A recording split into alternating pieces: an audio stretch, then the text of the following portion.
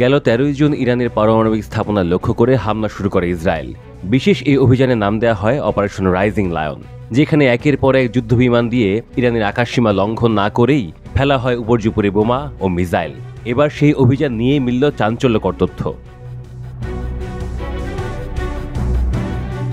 ইসরায়েলের এই হামলা শুরু করার অন্তত 2 ঘন্টা আগে থেকেই বিষয়টির সম্পর্কে জেনে গিয়েছিল ইরান। তেহরানের কাছে অপারেশন রাইজিং লায়ন নিয়ে স্পষ্ট গোয়েন্দা তথ্যও ছিল।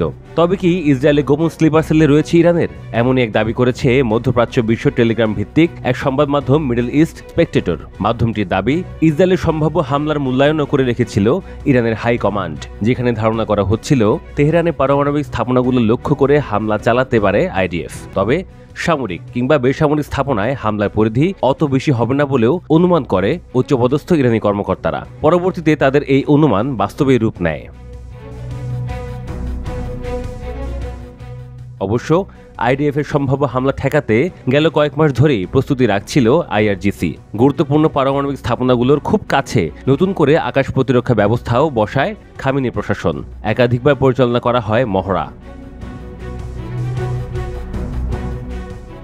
তবুও তেল আবিবের হামলায় শীর্ষ সামরিক নেতৃত্ব হারিয়ে বসে তেহরান। মুহূর্তের জন্য হলেও অচল হয়ে পড়েছিল ইরানের বিপ্লবী গার্ড বাহিনী, যা দ্রুততম সময়ে বিচক্ষণতার সাথে সামলে নেন সর্বোচ্চ নেতা আয়াতুল্লাহ খামেনি। এমনটাই দাবি middle east স্পেকটেটরের।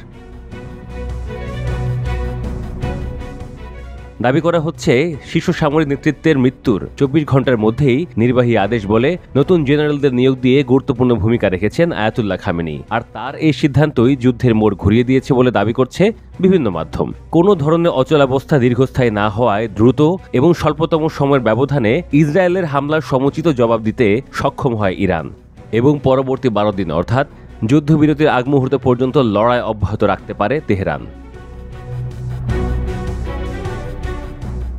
Times of Israel সহ একাধিক গণমাধ্যমের দাবি, ইসরায়েলকে লক্ষ্য করে 500-এরও বেশি ক্ষেপণাস্ত্র ছুড়েছিল ইরান। ছোড়া হয় হাজার খানেক ড্রোন।